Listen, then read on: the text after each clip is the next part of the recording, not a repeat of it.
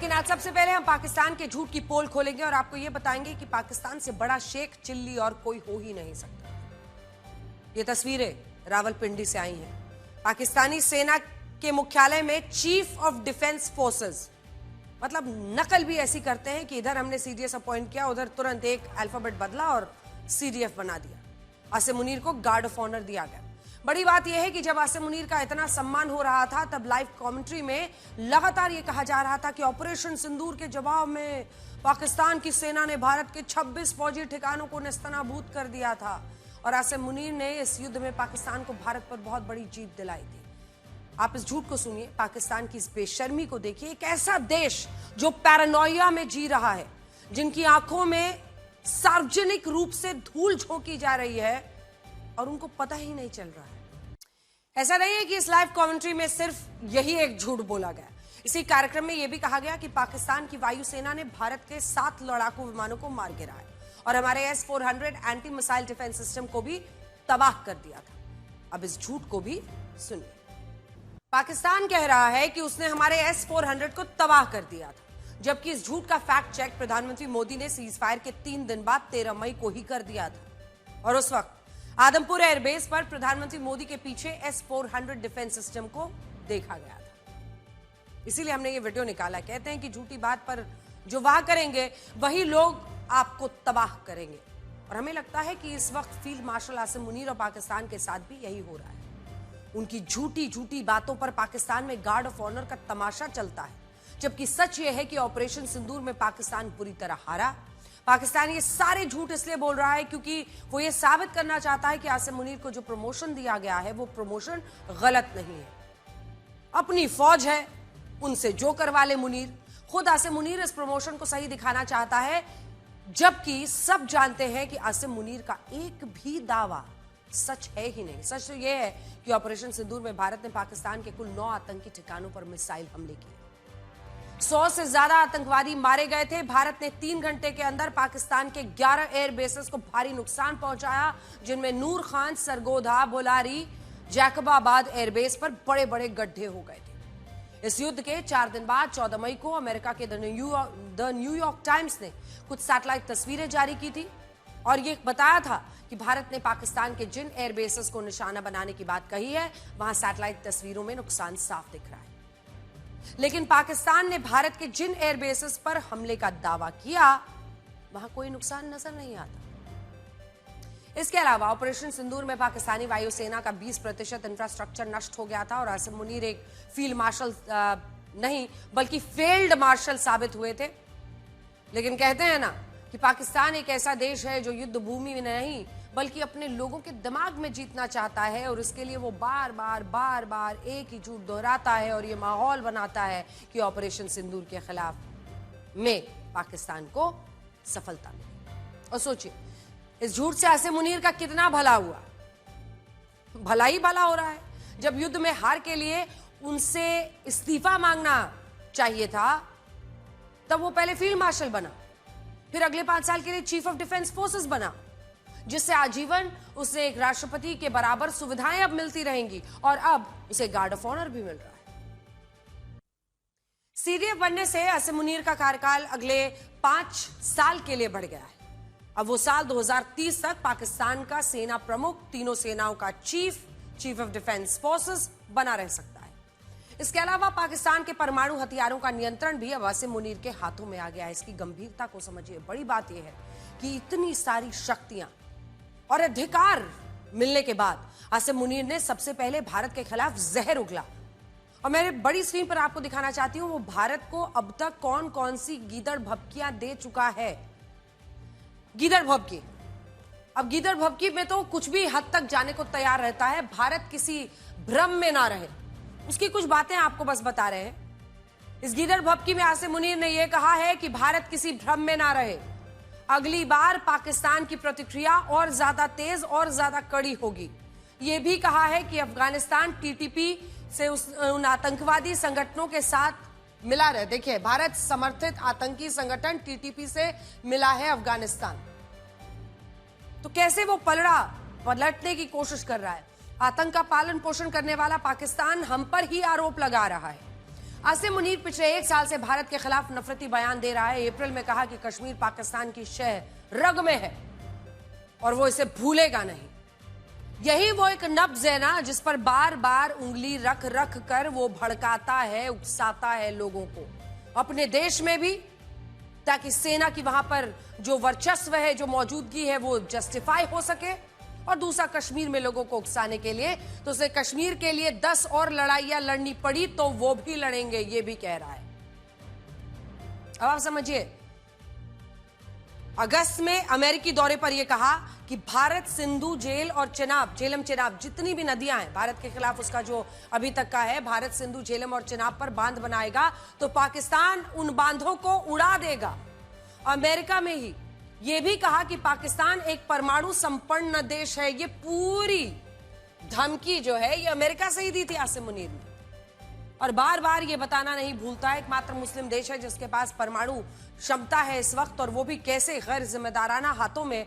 आप समझ रहे होंगे, अगर पाकिस्तान में आसिम मुनीर के हाथ में ये ताकत है तो इसका आप अंदाजा लगा सकते हैं। बताया था अमेरिका से कि हम भारत को समझना चाहिए, हम परमाणु संपन्न देश हैं और अगर पाकिस्तान को डुबोने की कोशिश की गई तो पाकिस्तान आधी दुनिया को साथ लेकर डूबेगा। ओपन धमकी, आधी दुनिया।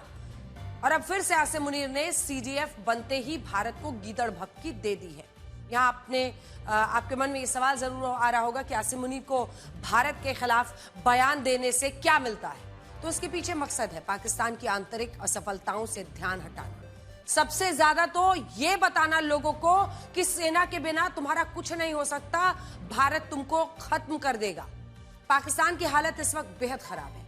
वहां आर्थिक संकट है, आंतरिक अस्थिरता है, सेना के भीतर मतभेद है, चाइना पाकिस्तान इकोनॉमिक कॉरिडोर की सुरक्षा को लेकर चीन नाराज है, आतंकवादी हमलों में लगातार बढ़ोतरी हो रही है। और इसी वजह से आसिम मुनीर अपनी नाकामियों से बचने के लिए हमेशा की तरह भारत पर युद्ध का शोर मचा रहा है। और ये याद रखिए कि वहां के लोगों को ये समझाने का भी तरीका रहता है कि भारत ये कर देगा, भारत वो कर देगा, भारत तुमको तबाह कर देगा, मैं ही तुम्हारा रक्षक हूं। ये सेना, ये फौज पाकिस्तान की, इसके बिना कुछ नहीं हो सकता पाकिस्तानियों का। ये सब समझाने के लिए उसे एक डर पैदा करके रखना पड़ता है। और दूसरी तरफ ये गीदड़ भपकियां दे देकर जहर और भी डालने की कोशिश करता है। उदाहरण के लिए, एक तरफ रावलपिंडी में आसिम मुनीर को गार्ड ऑफ ऑनर दिया गया, अभी हम बात कर रहे थे ना वहां जो मुश्किलें हैं उसकी। एक तरफ रावलपिंडी में गार्ड ऑफ ऑनर, दूसरी तरफ इसी रावलपिंडी में आसिम मुनीर के दुश्मन कहे जाने वाले इमरान खान के समर्थकों ने खूब हंगामा किया। और इन लोगों का कहना है कि आसिम मुनीर इमरान खान को जेल में जान से मारने की साजिश रच रहा है और अब इस हफ्ते भी इमरान खान की बहनों को उनसे अडियाला जेल में मिलने की इजाजत नहीं दी जा रही। एक तरफ पाकिस्तान की सेना, पाकिस्तान की सरकार और पाकिस्तान का मीडिया भारत के खिलाफ नफरती सोच को दिखाता है। दूसरी तरफ इसी पाकिस्तान के लोग चोरी छिपे सोशल मीडिया पर क्या सर्च करते हैं, अब आप वो भी देखिए। गूगल ने अपनी नई रिपोर्ट में बताया है कि इस साल पाकिस्तान में जिस खिलाड़ी को सबसे ज्यादा सर्च किया गया उस खिलाड़ी का नाम है अभिषेक शर्मा। पाकिस्तान में गूगल सर्च के टॉप 5 खिलाड़ियों में भारत के अभिषेक शर्मा पहले नंबर पर है, जबकि बाकी के 4 खिलाड़ी पाकिस्तान की क्रिकेट टीम से ही है।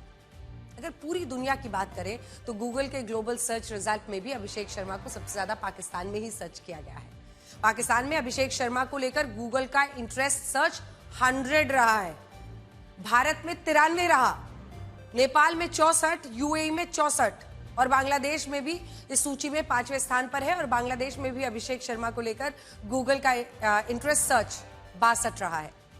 लेकिन कहां पर रहा 100? पाकिस्तान। पिछले 10 सालों में पहली बार ऐसा हुआ जब पाकिस्तान के लोगों ने गूगल पर अपने देश के खिलाड़ियों से ज्यादा भारत के अभिषेक शर्मा के नाम को सर्च किया। और बड़ी बात तो यह है कि वो अभिषेक शर्मा के बारे में सारी बातें जानना चाहते हैं। और पता है इसकी वजह क्या है? इसके पीछे वजह यह है कि इस साल के एशिया कप में अभिषेक शर्मा ने जबरदस्त प्रदर्शन किया। वो पाकिस्तान की क्रिकेट टीम के लिए एक बुरा ख्वाब बन गए।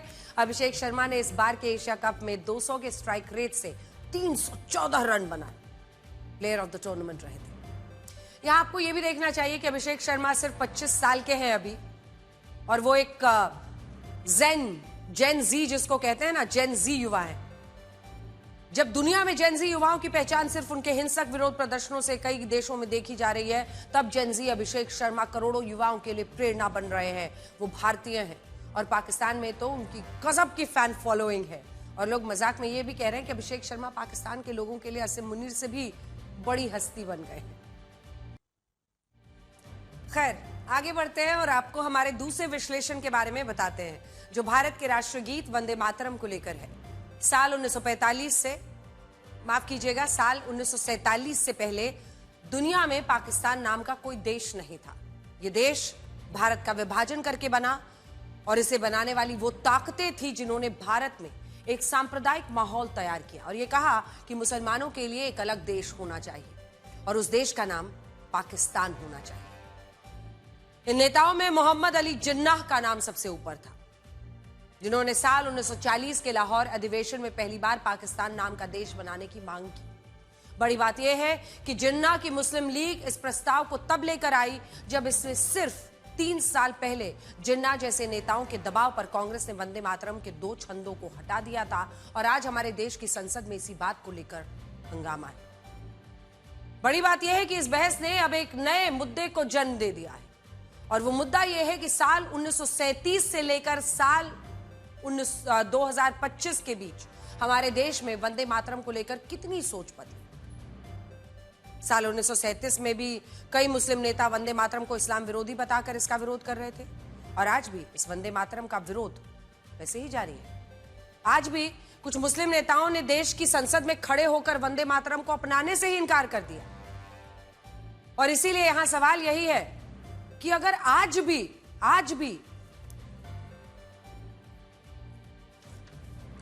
कई मुस्लिम नेताओं को वंदे मातरम से एलर्जी है तो फिर इस मुद्दे पर देश की संसद में बहस क्यों नहीं होनी चाहिए? यह सवाल गृहमंत्री अमित शाह ने भी उठाया है और उन्होंने राज्यसभा के सभापति सीपी राधाकृष्णन को जो चिट्ठी लिखी है उसके साथ उन्होंने बाकायदा ये लिस्ट डाली है। ये चिट्ठी आप अपने स्क्रीन पर देख रहे हैं और उसके बाद ये जो उसके साथ पेपर अटैच्ड है, ये पेपर देखिए। इसमें उन्होंने साफ साफ लिखा है 9 ऐसे उदाहरण दिए हैं जब वंदे मातरम को विपक्ष के नेताओं ने नकारा है। ये कहा है कि जो सांसद वंदे मातरम को गाने से इनकार करते हैं उनके नाम राज्यसभा के रिकॉर्ड में दर्ज किए जाने चाहिए ताकि आने वाली पीढ़ियां ये जाने कि वो कौन से नेता थे जो साल 2025 में वंदे मातरम के 150 साल पूरे होने के बाद भी उसको गाने से धर्म के नाम पर कतराते थे। वो सूची मेरे हाथ में है जिसे गृहमंत्री अमित शाह ने आज सदन के पटल पर रखा है और ये बताया है कि कांग्रेस के सांसद इमरान मसूद, जिनका नाम सबसे पहले आप देख रहे हैं, नेशनल कॉन्फ्रेंस के सांसद आगा सैयद मेहदी, समाजवादी पार्टी के पूर्व सांसद शफीकुर रहमान बर्क, समाजवादी पार्टी के मौजूदा सांसद जियाउर रहमान बर्क, कांग्रेस विधायक आरिफ मसूद, कांग्रेस नेता सिद्धारमैया और आरजेडी विधायक सऊद आलम ने वंदे मातरम गाने से इनकार किया है। लिस्ट आपके सामने है। गृह मंत्री अमित शाह जब राज्यसभा में ये कह रहे थे कि विपक्ष के इंडिया गठबंधन के कई नेता वंदे मातरम को गाने से इनकार कर चुके हैं, तब कांग्रेस नेता जयराम रमेश ने उनसे प्रमाण मांगा और इसके बाद सूची सदन के पटल पर रखने की बात की गृह मंत्री ने और फिर शाम होते होते उन्होंने कहा ये लिस्ट उन्होंने दे दी।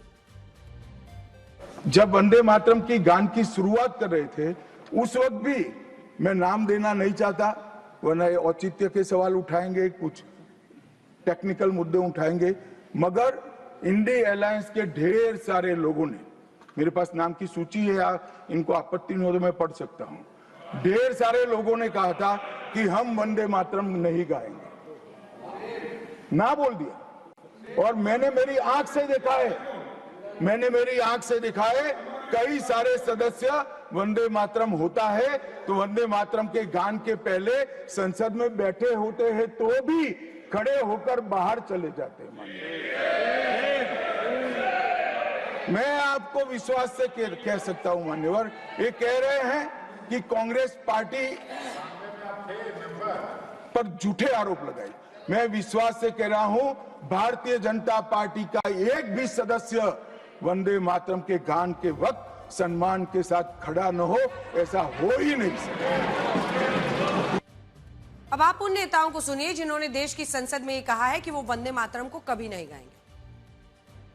एआईएमआईएम के अध्यक्ष असदुद्दीन ओवैसी, जम्मू कश्मीर नेशनल कॉन्फ्रेंस के सांसद आगा सैयद मेहदी, कांग्रेस सांसद इमरान मसूद, समाजवादी पार्टी की सांसद इकरा हसन ने भी कहा है कि वंदे मातरम में हुआ संशोधन सही था और इस पर आज बहस कराने की कोई आवश्यकता नहीं।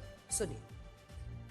सदन में इतिहास को तोड़ मरोड़ कर पेश करके फिर से मुस्लिम तुष्टीकरण के नाम पर भारतीय मुसलमानों को कटघरे में खड़े करने की कोशिश की जा रही है।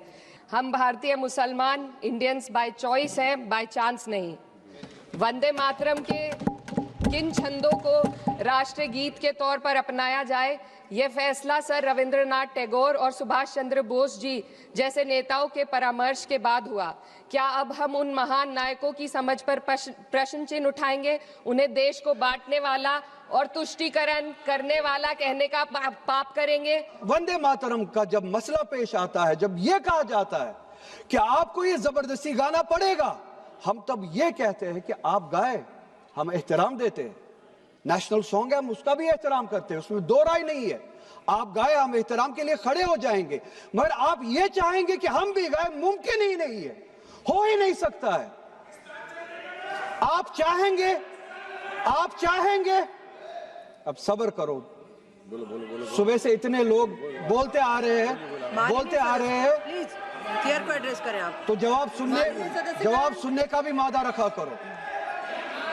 आप गाइए, आप बोलिए नेशनल सॉन्ग है, कोई दो राय उसमें नहीं है, मगर हम पे थोपिए मत। कॉन्स्टिट्यूशन इस चीज की हमें आजादी देता है। मैडम, भारत एक चमन है जहां पर हर फूल को खिलना चाहिए, और अगर कोई इस फूल के अगर पूरे फूल खिलेंगे तो उसकी खुशबू से ये वतन मौतर होगा। मगर अगर इस चमन का माली ये कहेगा कि एक ही फूल खिलेगा, तो मैं जिम्मेदारी के साथ कह रहा हूं, अगर एक ही फूल खिलेगा तो वो सहरा बन जाएगा और माली नहीं रहेगा, वो जल्लाद कहलाएगा। तो इसीलिए मैडम, हम उम्मीद करते हैं कि हुकूमत इस पर जोर जबर ना करे।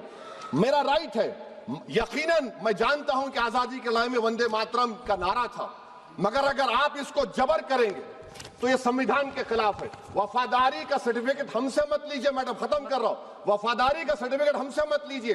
भाई आप पढ़ो वंदे मातरम, मुझे कोई एतराज नहीं है। वंदे मातरम के जो शब्दावली है उसके ऊपर हमारा मजहबी वो है। मैं आपसे नहीं कह सकता कि आप नमाज पढ़ो, मैं आपको कह दूंगा कि नमाज पढ़ो, आप नहीं कह सकता। तो ऐसे ही वंदे मातरम की शब्दावली से आप पढ़िए ना, आप करिए। हमारे यहाँ सजदा सिर्फ अल्लाह को है, सजदा सिर्फ अल्लाह को है, और सजदा इसी जमीन पर होता है। बिला वजह के तमाशा क्यों है भाई? हमारे देश में बहुत सारे लोग ऐसे हैं जो ये कह रहे हैं कि संसद में वंदे मातरम पर चर्चा कराने की जरूरत क्या थी। लेकिन आज हम भी एक सवाल पूछना चाहते हैं। हमारा सवाल यह है कि 88 साल पहले जब 1937 में वंदे मातरम के 2 छंदों को हटाया गया, तब यह दलील थी कि इसमें भारत माता को हिंदू देवियों के रूप में चित्रित किया गया है, इसीलिए इसके कुछ छंदों को हटा देना चाहिए। उस वक्त कांग्रेस ने भी मुस्लिम नेताओं की भावनाओं का ध्यान रखते हुए इस मांग को स्वीकार कर लिया। लेकिन सवाल यह है कि आज क्या समस्या है? आज तो वंदे मातरम के वो छंद इसमें है ही नहीं। आज का जो वंदे मातरम है उसमें मातृभूमि का वंदन है, लेकिन इसके बावजूद कुछ मुस्लिम सांसदों को ये वंदे मातरम स्वीकार नहीं है, और वो ये कह रहे हैं कि वो वंदे मातरम नहीं गाएंगे। हमारे देश का संविधान, हमारे देश का सुप्रीम कोर्ट, उसका भी एक फैसला कहता है कि देश में किसी भी नागरिक को राष्ट्रगीत गाने के लिए बाध्य नहीं किया जा सकता, और ये लोगों की स्वेच्छा पर निर्भर करता है कि वो इसे गा भी सकते हैं और इसे नहीं भी गा सकते हैं। यानी कानूनी और संवैधानिक रूप से वंदे मातरम ना गाना बड़ा मुद्दा नहीं है, लेकिन एक राष्ट्र के रूप में नैतिक आधार पर यह सवाल जरूर उठता है कि किसी भी व्यक्ति के लिए अपने देश की मातृभूमि का वंदन करना, उसके सामने सिर झुकाना धर्म के खिलाफ कैसे हो सकता है? आप महान क्रांतिकारी अशफाक उल्लाह खान को याद कीजिए, जिन्होंने 27 साल की उम्र में देश के लिए अपनी शहादत दे दी थी। फांसी के फंदे पर चढ़ते हुए उन्होंने वंदे मातरम का नारा लगाया था। कई पुस्तकों में यह भी बताया गया है कि जब स्कूल की प्रार्थना सभा में एक बच्चे को वंदे मातरम कहने के लिए ब्रिटिश अफसर ने थप्पड़ जड़ दिया था, तब अशफाक उल्लाह खान का खून खौल उठा था, और इसी घटना ने उन्हें क्रांतिकारी बनने के लिए प्रेरित किया। वो खुशी खुशी 27 साल की उम्र में भारत माता के लिए शहीद हो गए। इसी तरह आप पूर्व राष्ट्रपति डॉक्टर एपीजे अब्दुल कलाम का ये वीडियो देखिए, जो 2013 का है, और उस वक्त एक कार्यक्रम में वंदे मातरम के लिए डॉक्टर कलाम अपनी सीट से खड़े हुए थे, और उन्होंने और भी कई मौकों पर वंदे मातरम का सम्मान किया। लेकिन आज कुछ नेता कहते हैं कि ये इस्लाम धर्म के खिलाफ है, वो इसे स्वीकार नहीं करेंगे। खैर, इस खबर से अब आगे बढ़ते हैं और आपको ये बताते हैं कि क्या उत्तर प्रदेश में कॉन्ट्रैक्ट पर काम करने वाले सैकड़ों सफाई कर्मचारी घुसपैठिए थे और क्या अलग अलग शहरों का नगर निगम भी इन घुसपैठियों की पहचान नहीं कर पाया। सवाल ये बड़ा उठ रहा है। दावा है कि जब से उत्तर प्रदेश में घुसपैठियों की पहचान के लिए विशेष अभियान शुरू हुआ है, तब से 543 सफाई कर्मचारी अपने परिवारों के साथ गायब हो चुके हैं और इनमें भी 100 सफाई कर्मचारी अकेले लखनऊ से हैं।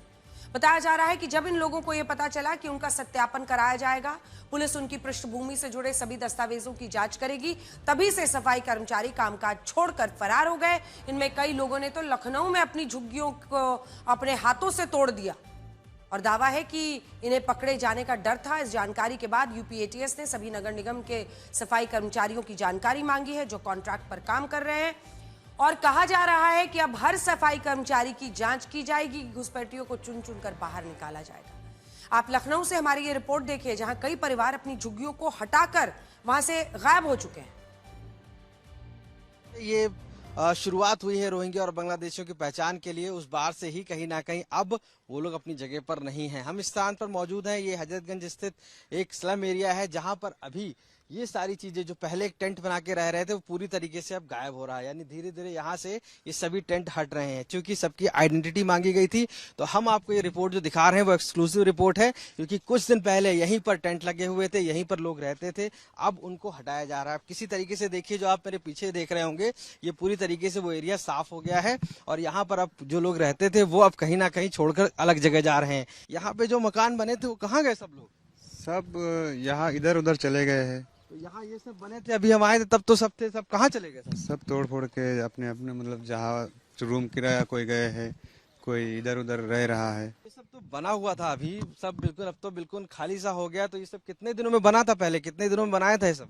ये सब तो काफी दिन का है। कहाँ काम करते हैं? जल निगम में। तुम बताओ। जल निगम में। और नगर निगम वाले कहाँ हैं? नगर निगम लोग गाड़ी में गया काम करने के लिए, वो 3 बार तक करता है। लोग हैं वो?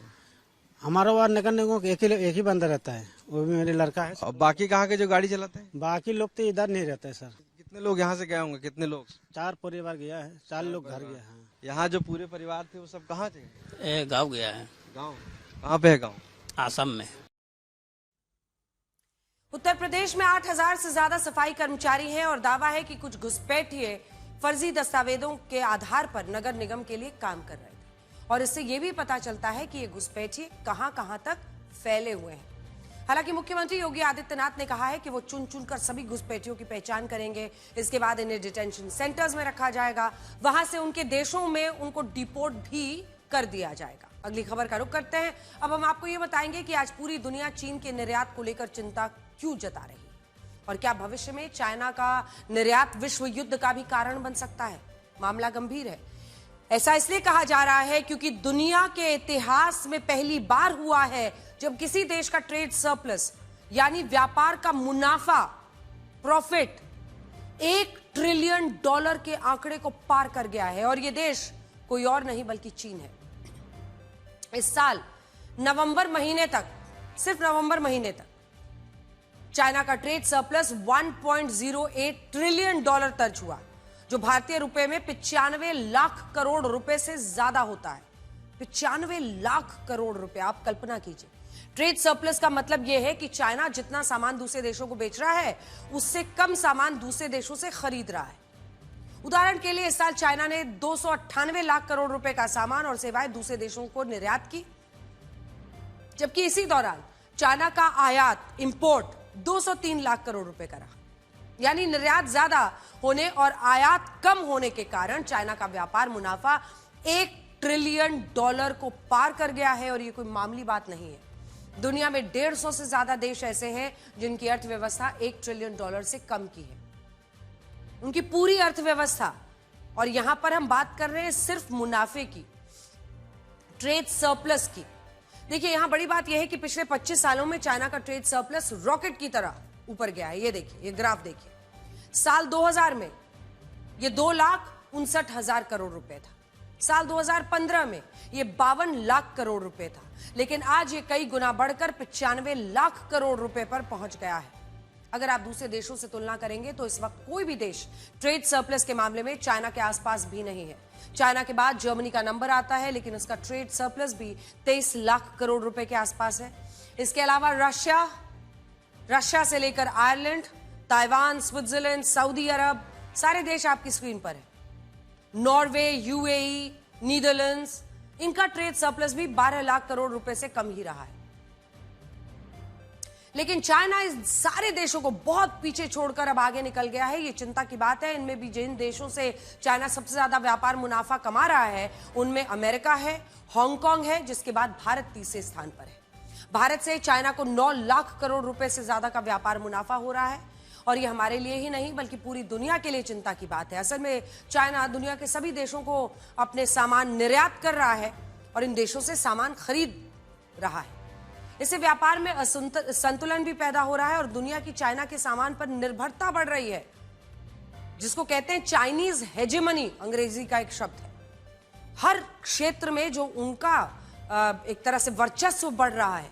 सोचिए अगर कल को किसी वजह से चाइना का प्रोडक्शन प्रभावित हो जाए, वो दुनिया की उत्पादन क्षमता, निर्यात में उतना योगदान नहीं दे पाए जितना आज दे रहा है, तो दुनिया में कैसी खलबली मचेगी। जो देश चाइना के निर्यात पर पूरी तरह से निर्भर है, उन देशों में महंगाई का विस्फोट हो जाएगा और इससे आर्थिक संकट पैदा हो जाएगा। इसीलिए चाइना का ट्रेड सरप्लस बढ़ना दुनिया भर के लिए बुरी खबर है। यहां एक और मुद्दा यह है कि अगर दुनिया के कई देश चाइना के निर्यात पर निर्भर हो गए तो चाइना ऐसी स्थिति में उन्हें ब्लैकमेल करने की कोशिश कर सकता है और इन देशों को अपना निर्यात रोककर निशाना बना सकता है।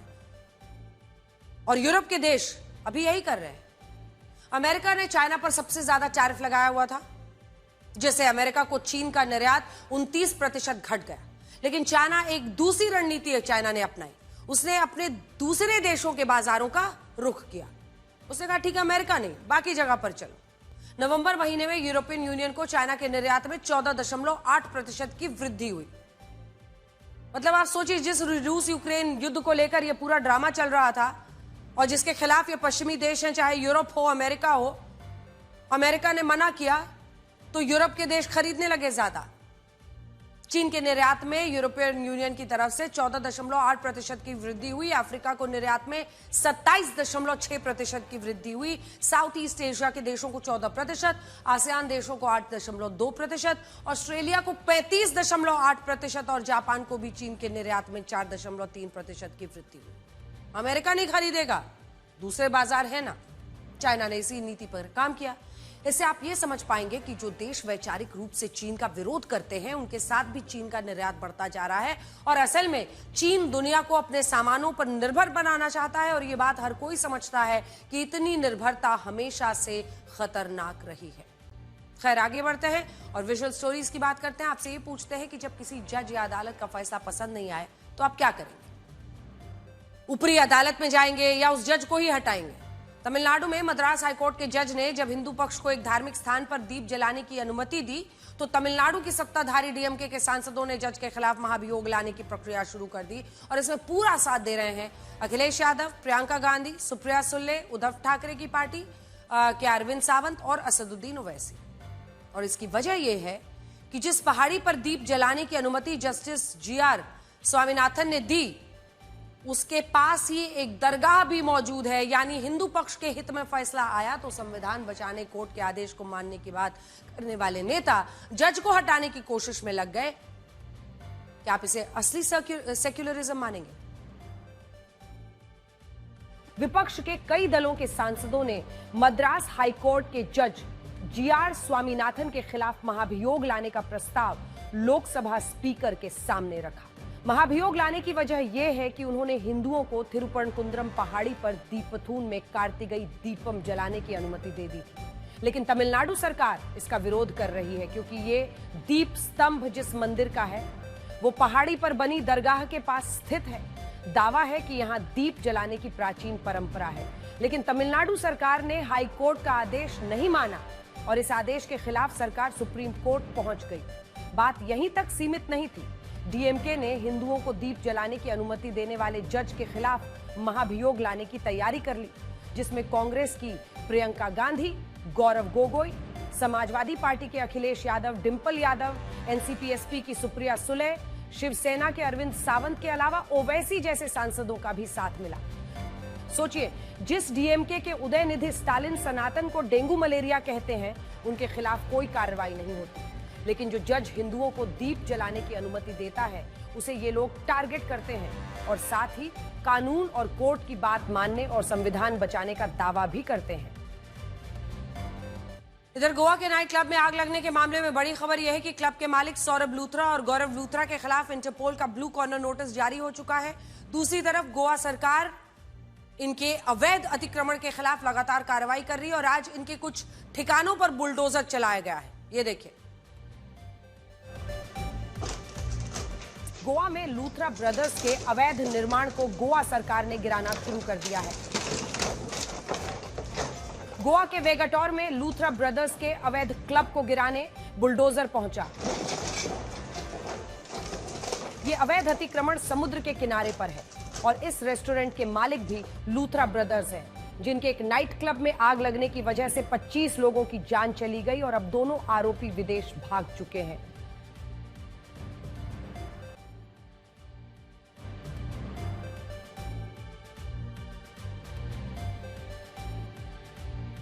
इंडोनेशिया की राजधानी जकार्ता में एक इमारत में भयानक आग लग गई। आग बड़ी तेजी से दूसरी इमारत में फैल गई, जिसकी वजह से लोगों का निकलना मुश्किल हो गया और इसमें कई लोगों की मौके पर ही मौत हो गई।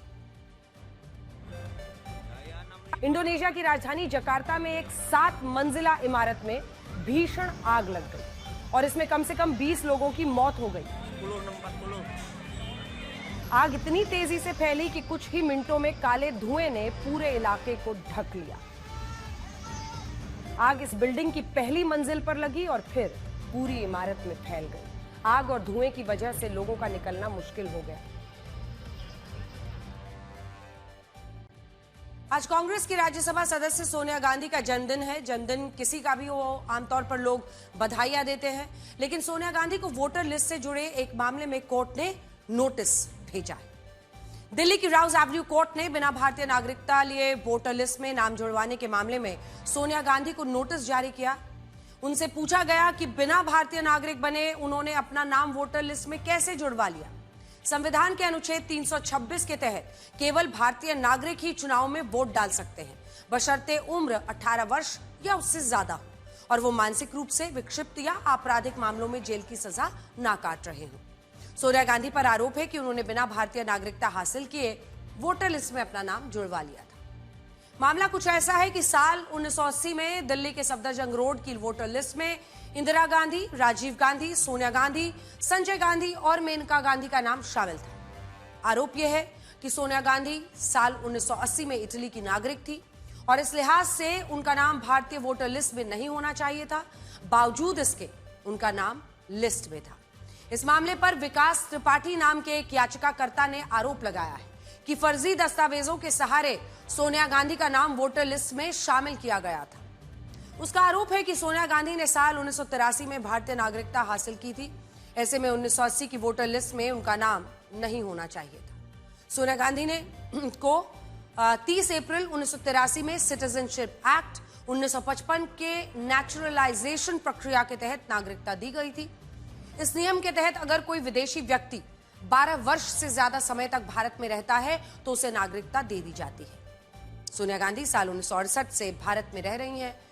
उसी साल उनकी शादी राजीव गांधी से हुई थी। इसके बाद भी उन्होंने कई वर्षों तक इटली की नागरिकता नहीं छोड़ी। भारत में दोहरी नागरिकता का कोई प्रावधान ही नहीं है, इसीलिए उनको इटली का नागरिक ही माना जाता रहा। लंबे समय तक भारत में रहने की वजह से साल 1983 में उन्होंने भारतीय नागरिकता हासिल की, लेकिन सवाल यह है कि भारतीय नागरिकता हासिल करने से पहले उनका नाम वोटर लिस्ट में कैसे आ गया। इटली की नागरिकता रहते हुए सबसे पहले साल 1980 में सोनिया गांधी का नाम वोटर लिस्ट में शामिल किया गया था। फिर साल 1982 में वोटर लिस्ट से सोनिया गांधी का नाम काट दिया गया। इसके बाद उन्होंने अगले साल यानी 1983 में भारतीय नागरिकता हासिल कर ली। फिर उनका नाम दोबारा से वोटर लिस्ट में शामिल किया गया। सोनिया गांधी के नाम को लेकर हुए इतने सारे बदलावों की वजह से बीजेपी और याचिकाकर्ता 3 महत्वपूर्ण सवाल उठा रहे हैं। पहला, बिना नागरिकता के सोनिया गांधी का नाम वोटर लिस्ट में क्यों और कैसे शामिल किया गया? दस्तावेज क्या लगाए गए? दूसरा, वोटर लिस्ट में शामिल होने के 2 साल बाद यानी 1982 में उनका नाम काटा क्यों गया, उस वक्त वजह क्या थी? और तीसरा, सोनिया गांधी ने भारतीय नागरिकता साल 1983 में क्यों ली, जबकि नेचुरलाइजेशन प्रक्रिया के तहत 1980-81 में ही उन्हें ये ले लेनी चाहिए थी। एक विवाद यह भी है कि साल 1983 की संशोधित वोटर लिस्ट में उनका नाम शामिल नहीं होना चाहिए था, क्योंकि उनको 30 अप्रैल 1983 में नागरिकता मिली थी और संशोधित वोटर लिस्ट में शामिल होने की योग्यता की तारीख थी 1 जनवरी 1983। यानी देखा जाए तो 1983 की वोटर लिस्ट में भी उनका नाम नागरिकता मिलने के 3 महीने पहले जोड़ दिया गया। अब कोर्ट ने सोनिया गांधी को इस मामले पर 6 जनवरी तक जवाब देने के लिए कहा है। अगली खबर का आप रुख करते हैं। आज सोशल मीडिया पर एक वीडियो वायरल हो रहा है जिसमें सिंगापुर में काम करने वाले एक भारतीय व्यक्ति ने वहां के वर्क कल्चर और भारतीय कंपनियों के वर्क कल्चर की तुलना की। इस वीडियो में उसने बताया कि भारत में अगर आपको अपनी बॉस से छुट्टी लेने के लिए बहाने बनाने पड़ते हैं, कभी फैमिली इमरजेंसी, कभी खुद को बीमार बताना पड़ता है, झूठ बोलना पड़ता है। उस व्यक्ति का कहना है कि सिंगापुर में आपको छुट्टी मांगनी नहीं पड़ती, बल्कि आप छुट्टी पर होंगे ये बताना होता है और दोनों में फर्क है। हम आपको वो वायरल वीडियो पहले दिखाते हैं, उसके बाद हम देश के वर्किंग क्लास के उन करोड़ों लोगों की उस दर्द की बात करेंगे जिन्हें छुट्टी लेने के लिए बहाने बनाने पड़ते हैं। आप में से कई लोग इस खबर को खुद से रिलेट कर रहे होंगे। हमारे यहाँ लोगों को मोटिवेशन देने के लिए कहा जाता है वर्क इज वर्शिप, यानी काम की पूजा, और वो है भी। अगर आपसे कोई कहता है कि रोजाना आपको 20-20 घंटे तक पूजा करना हो बिना आराम किए, देखिए अपनी सेहत का ख्याल रखना जरूरी है, पारिवारिक जिम्मेदारियां हैं वो निभानी जरूरी है। और सभी को ये लगता है भारत के वर्किंग कल्चर को सुधारने के मकसद से कुछ दिन पहले लोकसभा में राइट टू डिस्कनेक्ट नाम से एक प्राइवेट मेंबर्स बिल पेश किया गया। प्राइवेट मेंबर बिल उसको कहते हैं जो लोकसभा में मौजूद कोई सांसद खुद से पेश करता है। ये बिल एनसीपी सांसद सुप्रिया सुले ने पेश किया है।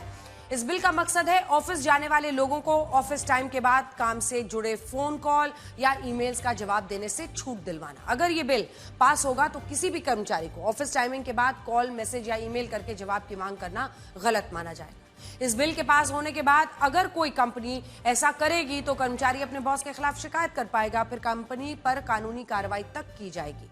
इस बिल का मकसद कर्मचारियों में वर्क लाइफ बैलेंस को बनाए रखना है। आमतौर पर होता यह है कि कई कंपनियां अपने कर्मचारियों की वर्किंग आवर्स नहीं बढ़ाती, बल्कि वो उसे ऑफिस टाइम के बाद काम दे देती हैं। ऐसी स्थिति में उसे घर पर रहकर ऑफिस का काम करना पड़ता है। राइट टू डिस्कनेक्ट कर्मचारी की इसी दुविधा को खत्म कर देगा। हालांकि आपको यह भी बताना जरूरी है कि आजादी के बाद से अब तक केवल 14 प्राइवेट मेंबर बिल पास हो पाए हैं। आखिरी बार साल 1970 में एक प्राइवेट मेंबर बिल पास हुआ था। तो जिनकी उम्मीदें बहुत बढ़ गई हैं, हमने सोचा उनको एक रियलिटी चेक दे दें।